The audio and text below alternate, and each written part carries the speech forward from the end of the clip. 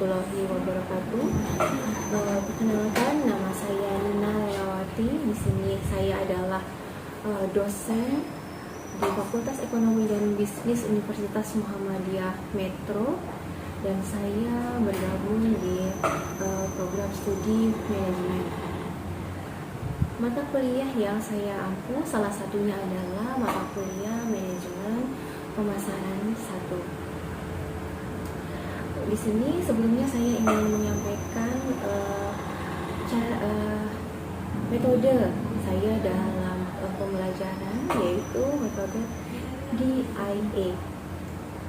DIA yaitu diawali dengan delivery, kemudian interaction, kemudian diakhiri dengan assessment.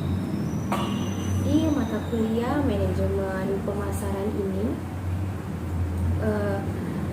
saya menginginkan mahasiswa saya itu mengetahui tentang teori, konsep, dan teknik-teknik analisis yang digunakan dalam melakukan aktivitas pemasaran, serta keputusan-keputusan pemasaran yang berkaitan dengan pemasaran produk, dan teknik-teknik analisis yang digunakan dalam melakukan aktivitas pemasaran, serta keputusan-keputusan pemasaran yang berkaitan dengan pemasaran produk dan jasa perusahaan. Adapun standar kompetensi di mata kuliah manajemen pemasaran ini, saya berharap mahasiswa saya bisa memahami, kemudian bisa menerapkan, serta bisa mengamalkan konsep dari manajemen pemasaran dalam kegiatan organisasi, dan pada khususnya di dalam perusahaan, sehingga mampu melakukan kegiatan planning atau perencanaan, analisis, dan pengendalian terhadap kegiatan pemasaran atas produk ataupun jasa. Dalam satu semester itu saya membuat menjadi 16 pertemuan dengan 2 ujian utama, yaitu ujian tengah semester dan ujian akhir semester. Adapun di 14 pertemuan yang lain itu adalah membahas tentang mulai dari penyampaian LPS dan kontrak kuliah, kemudian menyampaikan materi-materi yang memang akan saya ajarkan selama 1 semester, yang antara lain yang pertama adalah membahas strategi dan rencana pemasaran, mengumpulkan informasi dan memindai lingkungan pemasaran, kemudian melaksanakan riset pemasaran dan meramalkan permintaan, menciptakan nilai, kepuasan, dan loyalitas pelanggan, menganalisis pasar konsumen, menganalisis pasar bisnis, kemudian mengidentifikasi segmen dan target pasar, menciptakan identitas merek, membentuk positioning merek menghadapi persaingan, menentukan strategi produk, merancang dan mengelola jasa, serta mengembangkan strategi dan program penetapan harga. Kemudian selanjutnya saya ingin menjelaskan tentang proses pembelajaran saya dengan metode DIA tadi, di mana diawali dengan delivery, berarti bagaimana saya menyampaikan materi atau menyampaikan atau sharing ilmu saya dengan anak-anak, bagaimana agar bisa tersampaikan dengan baik dan tidak ada miss. Salah satu cara delivery ilmunya itu adalah dengan cara textbook, jadi dengan beberapa buku ajar. Kemudian saya juga memberikan studi case agar mereka juga aktif, tidak hanya saya yang mendelivery sesuatu, tapi mereka juga setelah ada yang tersampaikan, mereka akan memberikan feedback atau hasil dari apa yang mereka dapatkan, agar secara real mereka memang bisa menerapkan apa yang mereka dapatkan di kuliah di kehidupan mereka sehari-hari, terutama dalam hal pemasaran atau manajemen pemasaran. Kemudian yang kedua setelah delivery adalah interaction.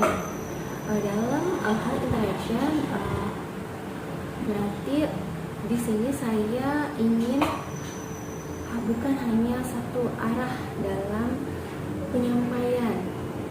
Jadi bukan hanya saya yang mendidik anak-anak atau saya menyampaikan sesuatu, tapi saya mengharapkan juga mereka berkontribusi dalam setiap kali pertemuan di perkuliahan. Dalam hal interaction ini saya menggunakan media pembelajaran daring, yaitu melalui Google Classroom, di mana di situ kami bisa berdiskusi atau melakukan diskusi secara dua arah, membahas topik setiap materinya di setiap pertemuan. Selain itu juga menggunakan Spada.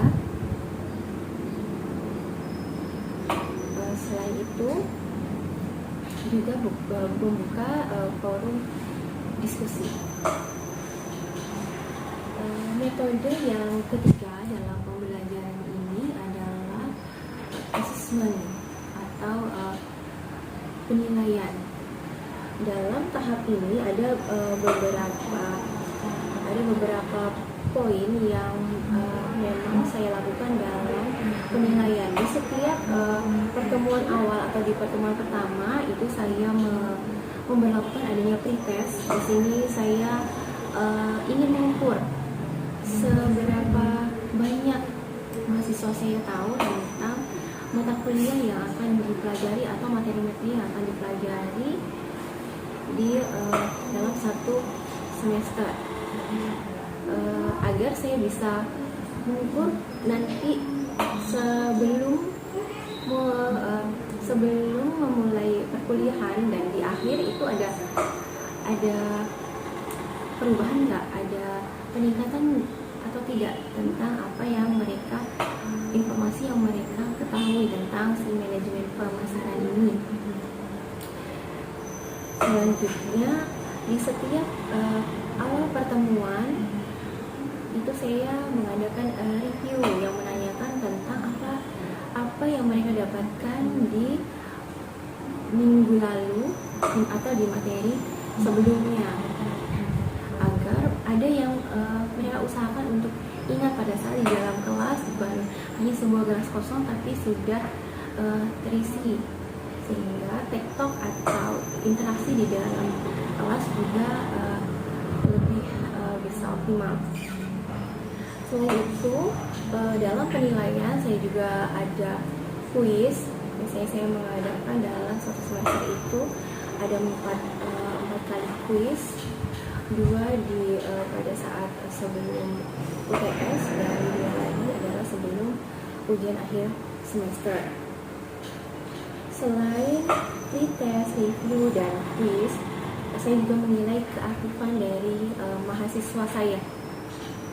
Jadi seberapa aktif dan seberapa antusias mereka untuk mengikuti mata kuliah saya. Kalau misalnya mereka kurang antusias, saya akan melakukan evaluasi juga terhadap cara pembelajaran saya. Selain keaktifan, ada tugas individu dan tugas kelompok, kemudian ujian tengah semester, ujian akhir semester, dan tidak lupa saya juga di sini memasukkan nilai attitude. Jadi tidak keseluruhannya diambil dari nilai akademik yang mereka jalani setiap prosesnya, tapi juga bagaimana mereka bersikap, bagaimana mereka berperilaku di dalam kelas, itu juga saya masukkan sebagai poin asesmen. Mungkin ini penjelasan atau gambaran tentang mata kuliah saya, RPS dan kontrak. Kalau di kontrak perkuliahan itu ada isi aturan-aturan dan termasuk persentase dari penilaian yang saya lakukan kepada mahasiswa saya agar lebih transparan. Jadi mereka bisa mengkalkulasi atau menghitung kira-kira kemampuan mereka itu mendapatkan di poin yang mana. Baik, mungkin selanjutnya akan dilanjutkan dengan video pembelajaran saya dengan anak-anak saya di kelas. Assalamualaikum warahmatullahi wabarakatuh.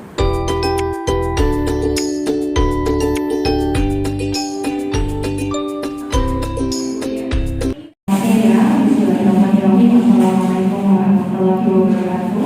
Waalaikumsalam warahmatullahi wabarakatuh.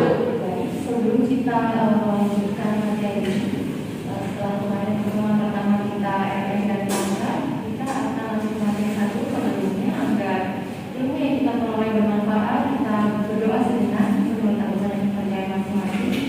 Berdoa mulai.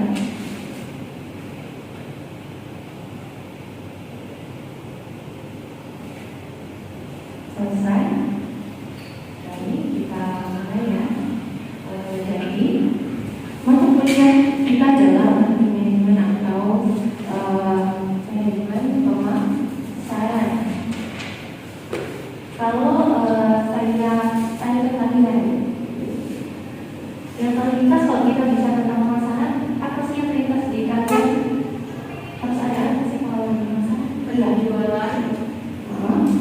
Transaksi jual beli. Transaksi jual beli, ada yang lain? Dalam penjualan dan transaksi jual beli harus ada apa? Barang yang dijual beli. Harus ada entitas yang harus bisa diperjual belikan. Di selanjutnya ini menjelaskan bahwa kita harus konsisten dengan apa yang sudah kita sepakati di kontrak sebelumnya. Setiap kali kita mau masuk ke materi, kita ada namanya pretest. Nanti di materi selanjutnya kita sebutnya ada review. Maksudnya di situ saya sedikit memaksa kalian untuk mengingat materi apa yang sudah saya sampaikan di minggu sebelumnya. Jadi silakan keluarkan diri kalian. Itu ada di tesnya. Silakan dikerjakan dengan batas waktu 3 menit.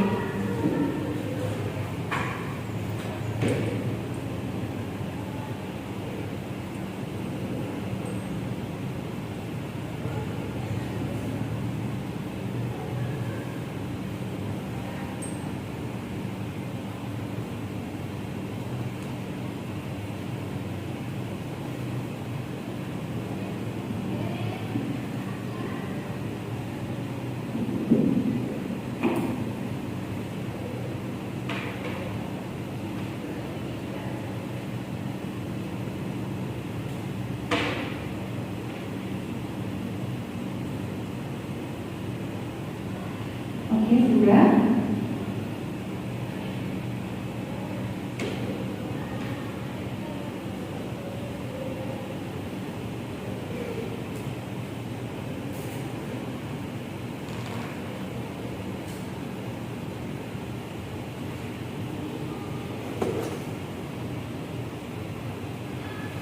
Di situ kertasnya berbatas waktu ya. Jadi kalau kalian telah registrasi, kalian akan bisa pakai yang sudah. Kita lanjut kalau sudah nanti repot panggil ya kita sekalian, saya akan share via WA grup sekalian.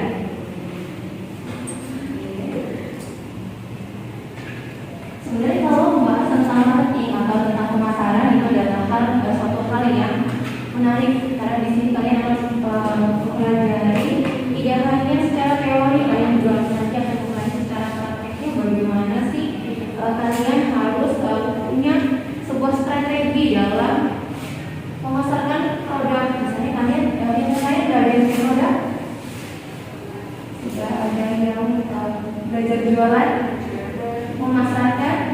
Karena kalian kan anak ekonomi ya, biasanya basic dari seorang anak ekonomi itu ada cuan. Kalau pilihnya ekonomi ekonomi itu kan nggak jauh-jauh dari uang gitu. Nah, uang siapa ya nggak tahu ya. Yang penting adalah berkaitan dengan uang. Kalau kita masuk ke ranah pemasaran, itu sebenarnya kayak jalan percintaan. Kayak jalan kalian itu PDKT. Jadi strategi pemasaran itu mulai dari mengenal lingkungan terdekat dari yang di PDKT-in, kemudian gimana caranya menguasai pikirannya biar dia kepikiran terus sama kita sampai dengan memenangkan hati. Jadi dalam strategi pemasaran itu yang pertama disebutnya adalah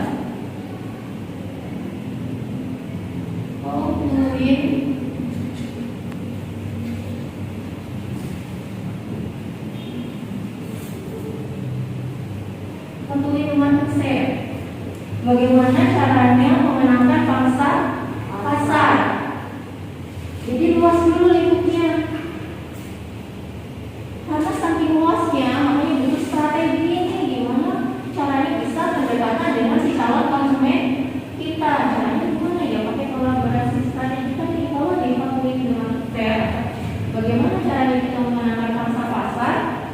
Langkah pertamanya adalah S, yaitu segmentation. Penyekatan yang mana sih yang lebih dekat dengan apa yang mau kita tawarkan.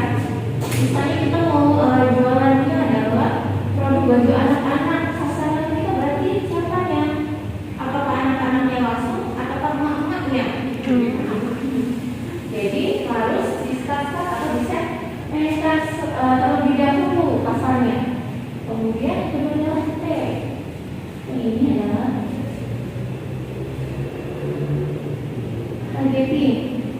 Jadi langsung bidik, kalau sudah disegmentasikan, sudah dikotak-kotakkan, sudah diskat-skat, itu langsung makin sempit kan? Berarti langsung bidik target kita mana sih yang punya daya beli terhadap produk kita. Kan ada juga konsumen yang biasanya kalau di besar ya banyak nanya tapi sebenarnya nggak beli. Jadi kita harus punya target, harus menyempitkan tadi dari si market share yang sangat luas. Dan yang ketiga ini adalah positioning.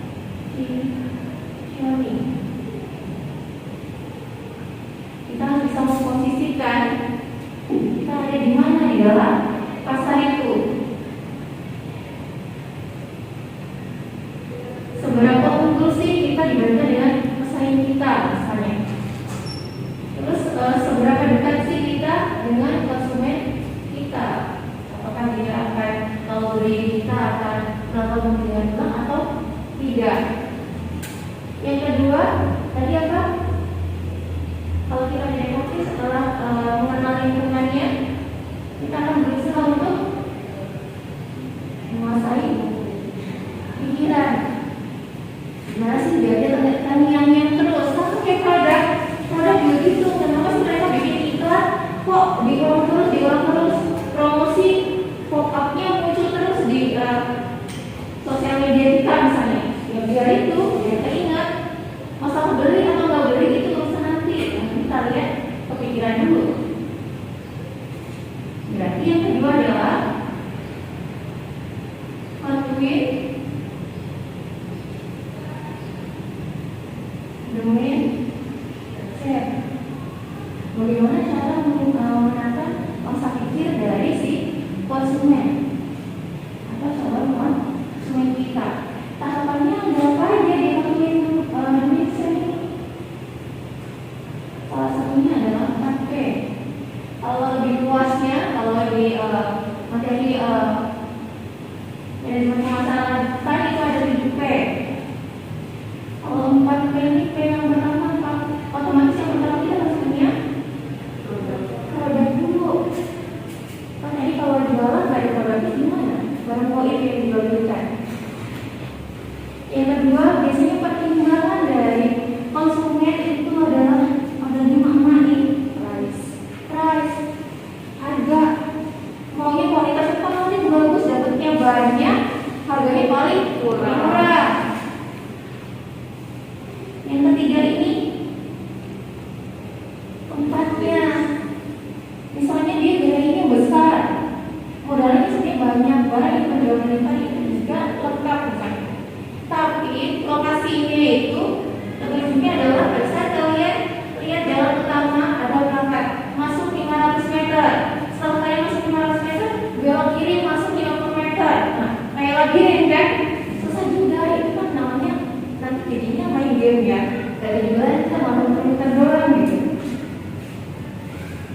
keempat ini juga penting, yaitu promosi. Karena kata orang kalau nggak kenal nggak sayang gitu. Makanya orang biasanya membeli produk yang dia kenal, kecuali yang iseng ya, atau mbak yang jualnya cantik gitu ya, dibeli aja lah, lalu itu juga dibeli gitu. Jadi 4P ini disebutnya biasanya adalah marketing mix atau bangunan pemasaran. Selanjutnya itu disebutnya adalah strateginya adalah selling. Apa sih selling? Kalau dari bahasanya, dari katanya, kalau diartikan Indonesia itu apa? Penjualan. Apa sih yang maksud dengan penjualan? Apakah sebatas kita punya produk, ada yang beli, kita selesai sampai situ yang disebut dengan penjualan? Tidak. Jadi penjualan itu prosesnya adalah panjang atau longes. Perjalanannya panjang. Kalian punya produk kalian diketahui orang, dia tertarik untuk membeli. Terus kemudian dia akan cerita ke yang lainnya ikut membeli, dan dia pada saat sudah menggunakan itu membeli ulang lagi ke kalian. Kan nggak mungkin kalau orang produksi barang cuma dibeli sekali habis itu udah. Apakah akan mendapatkan keuntungan? Tidak. Mungkin BDP aja tidak. Terus yang selanjutnya ini juga penting,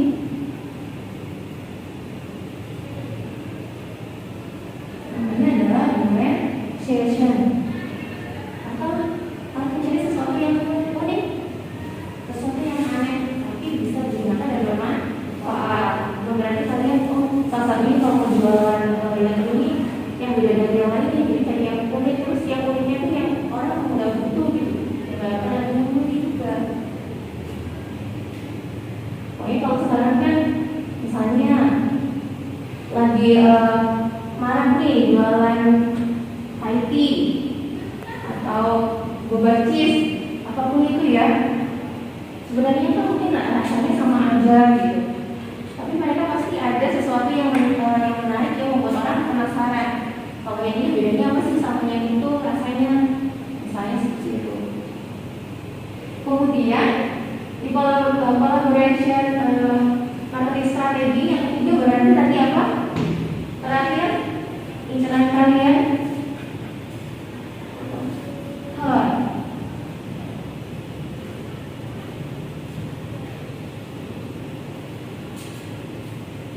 what to win the mindset. Sampai segitunya kan penasaran, iya. Makanya kalau misalnya saya sebut ke kalian air mineral, yang ternyata apa? Aqua. Walaupun kalian minumnya itu partai dan yang lainnya, itu karena apa? Dia udah menangani kalian, udah mikirin ke marketnya, kepikiran kalian, udah menangkap juga. Padahal kalian nggak bisa gitu kan?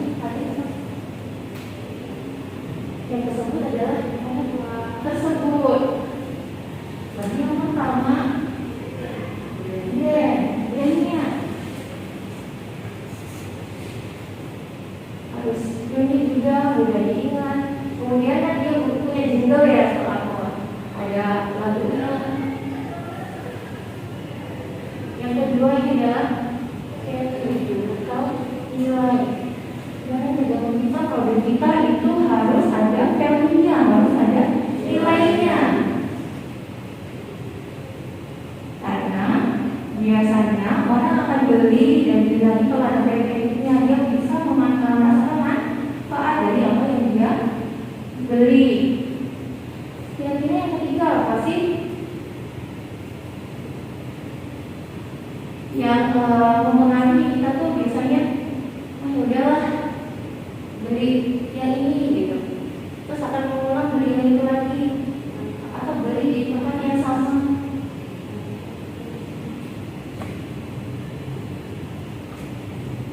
Prosesnya, kalian mau balik lagi nggak ke tempat orang yang jualnya jelek? Walaupun kalian nggak beli memang nggak banyak-banyak amat, tapi kalau kalian terlalu seperti itu biasanya, ya kalian akan memberlakukan kepada smart buyer, ya kan?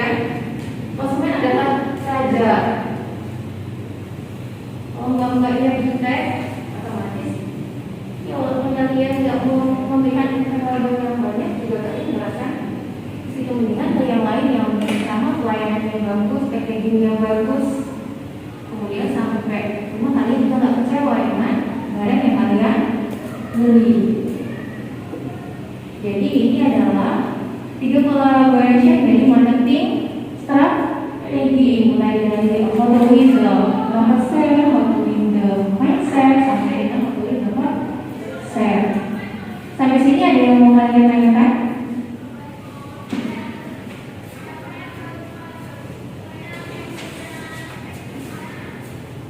Jelas ya?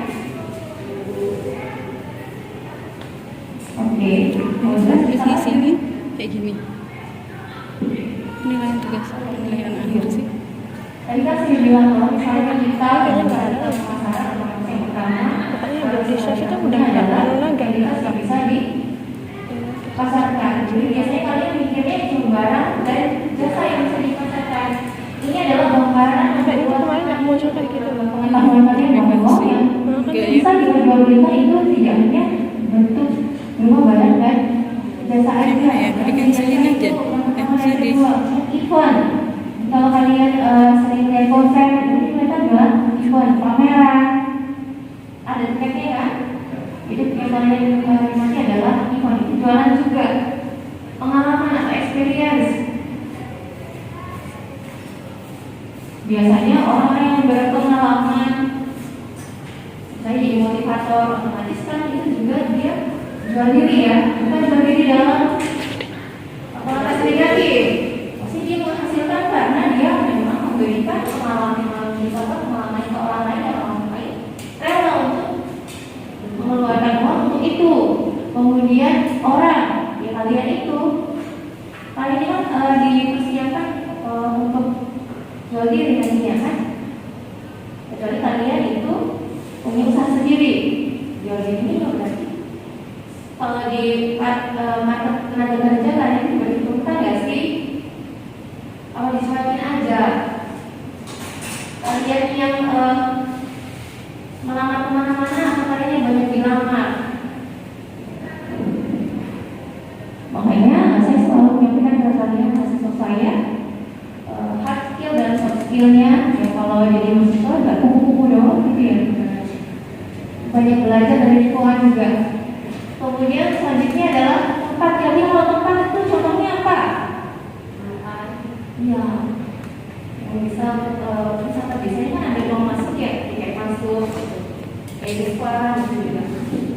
Kalau tempat itu, tapi dia masuknya ke biasanya ke experience, karena kan dia ada wahana-wahana yang menawarkan pengalaman. Kemudian properti, kalau sekarang menjamur ya properti mana-mana, entah itu perumahan, apartemen dan lain sebagainya. Selanjutnya adalah organisasi.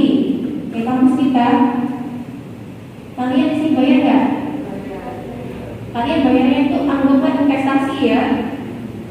Jadi jangan kuliah tanpa tanggung jawab, karena kalian berinvestasi. Kalau kalian rugi ya kalian percuma kalian ada ekonomi tapi cita-citanya rugi. Selanjutnya adalah informasi dan yang terakhir ide. Ide ini juga sebenarnya luar biasa loh, sepele tapi menghasilkan. Saya cerita real ya, teman saya masih waktu itu masih S1, masih minta uang sama orang tua sama seperti kalian. Kemudian teman yang kuliah di Jawa, dia bilang dia sudah punya penghasilan per bulannya 30 juta. Dari apa? Menciptakan jargon iklan AC. Selama iklannya tayang, per bulan dia dapat kayak 30 juta. Ide. Jadi kalau punya ide, punya daya imajinasi tinggi, itu bukan kelemahan ya, itu bisa jadi kekuatan kalian, daya jual kalian. Tapi bukan halu ya. Tapi harus punya value tadi, harus punya nilai. Nah, dari sebuah entitas ini, ada yang nggak kalian pahami atau masih asing buat kalian? Iya. Jadi terkait Boleh.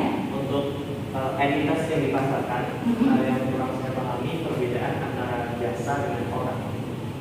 Jasa dengan orang. Bedanya Kalau jasa itu kalau pertama kalau membedakan itu berarti kita harus tahu bedanya barang dan jasa. Kalian tahu nggak bedanya barang dan jasa? kalau barang itu bisa dilihat. Ya, barang berwujud. Kalau jasa itu biasanya kita hanya bisa menikmati saat itu, kemudian memberikan penilaian pada saat itu juga. Kita menggunakan jasa Gojek, kita nggak bisa bawa pulang uang Gojeknya, gitu ya.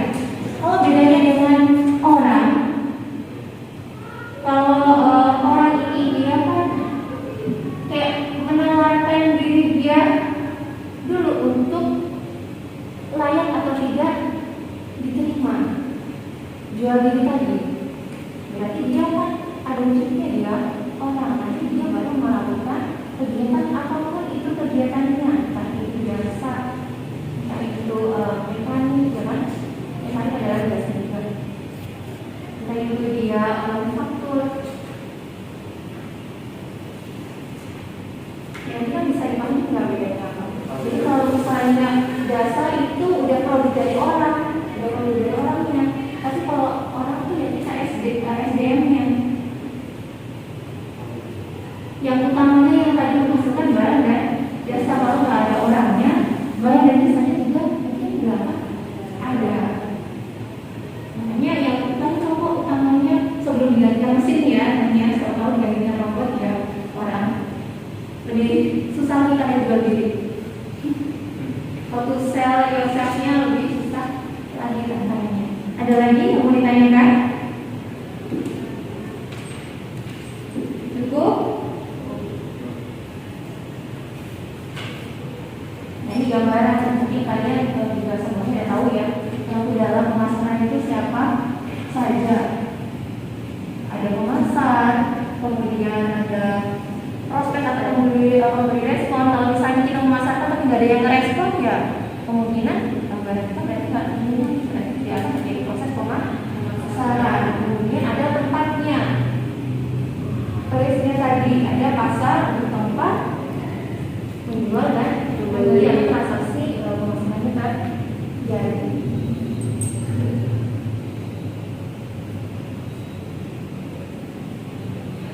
Ini ringkasan ya, konsep inti dari pemasaran itu sebenarnya apa? Biasanya orang membeli, orang ke pasar mencari sesuatu itu karena ada kebutuhan, tapi juga ada yang membeli sesuatu karena keinginan. Kalau kalian pengen simpelnya membedakan antara kebutuhan dan keinginan, kalau kebutuhan itu pada saat kalian membeli, kalian pakai, kalian sayang sampai teman kalian gak akan bosan dan terus menggunakan. Tapi kalau keinginan bisa jadi beberapa hari kalian pakai atau beberapa bulan kalian pakai, ada rasa punya salah. Kenapa kalian uang segini banyak untuk beli ini ya? Kalau kalian masih ada rasa penyesalan setelah membeli sesuatu, berarti ada keinginan. Misalnya beli baju ini udah banyak, lebih gantung-gantung nih, ganti warna-warni, tapi pakai cuma satu aja. Mau jualan ini nggak bisa, habis itu menyesal. Berarti itu kalian beli berdasarkan keinginan. Biasanya cewek-cewek ini bilangnya nggak ada baju, tapi sebenarnya kebanyakan baju, makanya susah milih. Ini udah saya jelaskan ya, segmentasi tadi, pasar sasaran atau target, positioning. Kemudian ada penawaran. Pasti kalau kita punya produk, otomatis kita harus menawarkan, memberikan penawaran. Belum tentu ya.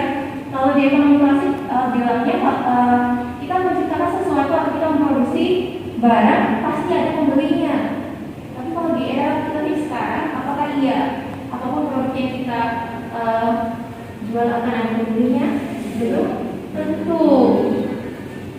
Terus selanjutnya ada value atau nilai, ada kepuasan, ada saluran pemasarannya, nanti ada rantai pasoknya, ada persaingan itu pasti. Contoh mudahnya saya jelaskan tadi. Satu ada bobati, rame, akan bermunculan keesokan harinya saingan. Kemudian yang terakhir adalah lingkungan pemasaran. Kalau misalnya nanti kalian ambil spesifiknya adalah konsep pemasaran, kurang lebih paling yang kalian jadi masalah jawab ya konsep-konsep ini dari pemasaran ini.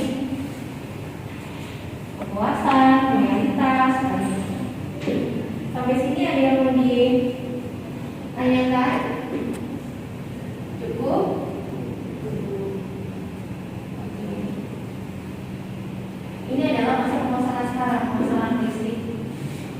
Jadi jaringannya nggak kayak pemasaran tradisional, namanya ketemunya penjual dan pembeli nggak itu, tapi kita bilang menginginkan lebih banyak lagi channelnya. Bagaimana caranya memperoleh harga itu lebih banyak lagi? Dengan cara apa? Ada jaringan atau networking. Ini sudah saya jelaskan yang tadi 4P. Ada produk, ada price, ada promosi, dan ada place atau ada tempat. Ini biasa disebut juga bauran pemasaran. Terus kesimpulannya apa dari apa yang kita pelajari tadi? Ada yang bisa kalian simpulkan?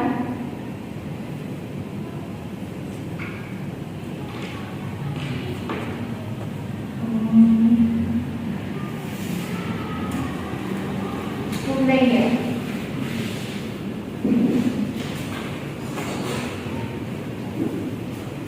Kurang lebihnya adalah ini. Kalau misalnya kita bicara tentang marketing atau pemasaran, ya kita harus tahu gimana caranya membangun strategi. Kalau kita pakai strategi yang menonton, mungkin ada kita akan kalah dengan saing yang lain. Karena tadi intinya adalah dalam pemasaran adanya saing yang akan terus bermunculan. Semakin sampai ke kalian, semakin banyak yang akan ini kira-kira resepnya apa, kira-kira menunya apa aja, dia akan ngikutin. Biasanya seperti itu. Karena orang juga pengen ngerasain untung sama seperti yang kalian rasakan. Nah, seperti biasa, jadi kalau di akhir sesi itu nanti kalian akan ada tugas. Nah, tugasnya itu nanti bisa kalian lihat di link Google Classroom kalian. Nanti bisa kalian kerjakan. Tugasnya adalah case tentang strategi pemasaran, strategi. Oke, dari kuliah kita tadi, apakah masih ada unek-unek atau yang mau kami tanyakan? Karena di minggu depan kita akan ada review di mana saya meminta pertanggungjawaban kalian. Kalian jadi memantau di sini ini ada yang masuk atau tidak, atau saya juga aja, ya.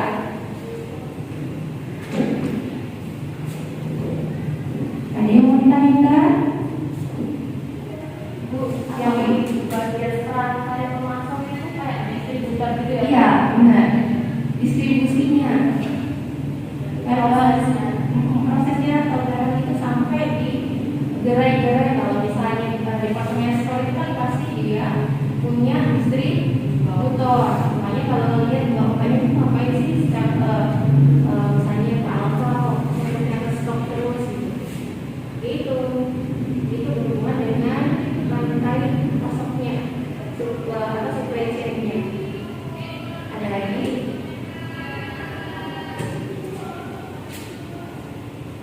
Kalau sales itu maksudnya sales itu maksudnya ke jasa atau orang, bukan jual.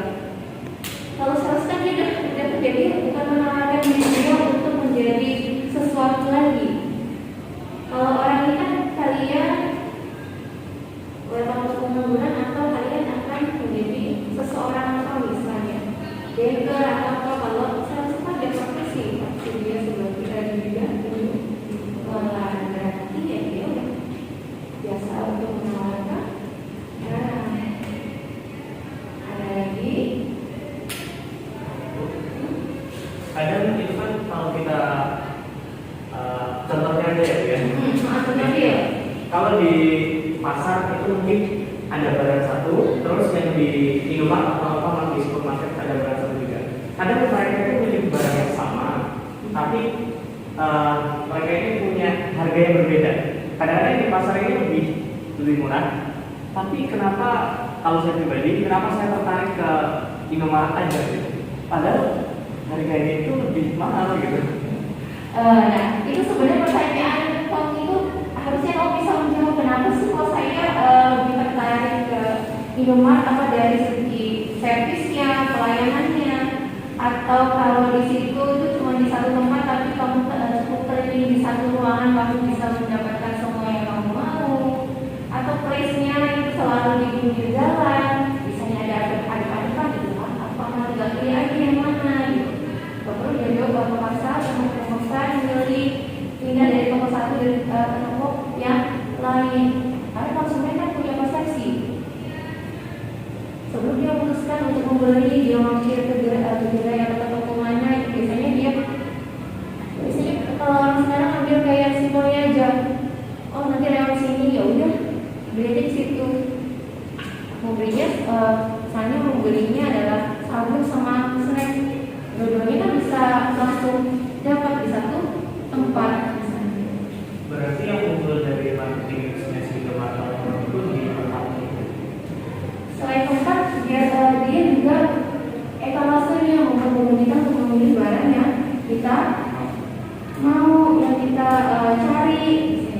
Kalau di pasar kan kita muter dulu, toko ini di mana ya, kita ingat dulu. Dan lebih luas areanya. Terus kalau di tempat mungkin ada standar servisnya ya. Selamat datang. Kalau di pasar ya pada kalian langsung ditawarin 10.003 gitu. Kalian bisa pilih yang mana. Dan malah kalian dapatnya bukan apa yang kalian cari, tapi yang lainnya. Itu yang membuka persepsi dari si pembeli. Seharusnya kalian sebagai konsumen itu bisa tuh. Kenapa ya kok saya lebih suka kesini daripada ke pasar tradisional? Bisa diterima nggak? Iya. Ada lagi? Kalau nggak ada, kita akan ketemu lagi minggu depan. Jangan lupa di awal pertemuan kita akan ada review. Jadi ingat-ingat tadi yang dipelajarin apa aja. Nggak harus dihafal, tapi harus dipahami. Dan konteksnya harus kalian sesuaikan dengan contoh-contoh yang ada di lingkungan sekitar kalian. Oke, kalau tidak ada pertanyaan lagi, saya akhiri kuliah hari ini. Mudah-mudahan kita memperoleh ilmu yang bermanfaat. Saya akhiri ya. Wabillahi taufiq wal hidayah. Wassalamualaikum warahmatullahi wabarakatuh.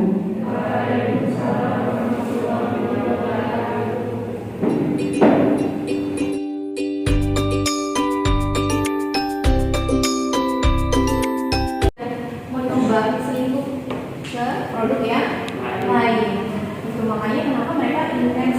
Kalau di siklus produk itu mulai dia terbentuk, tumbuh, dia dewasa, dari titik puncak misalnya kayak aqua gitu, dia nanti kemungkinan kalau misalnya nggak ada keterbaruan, nggak ada diferensiasi lagi, nggak ada yang unik lagi, dia akan turun dan bisa jadi dia digunakan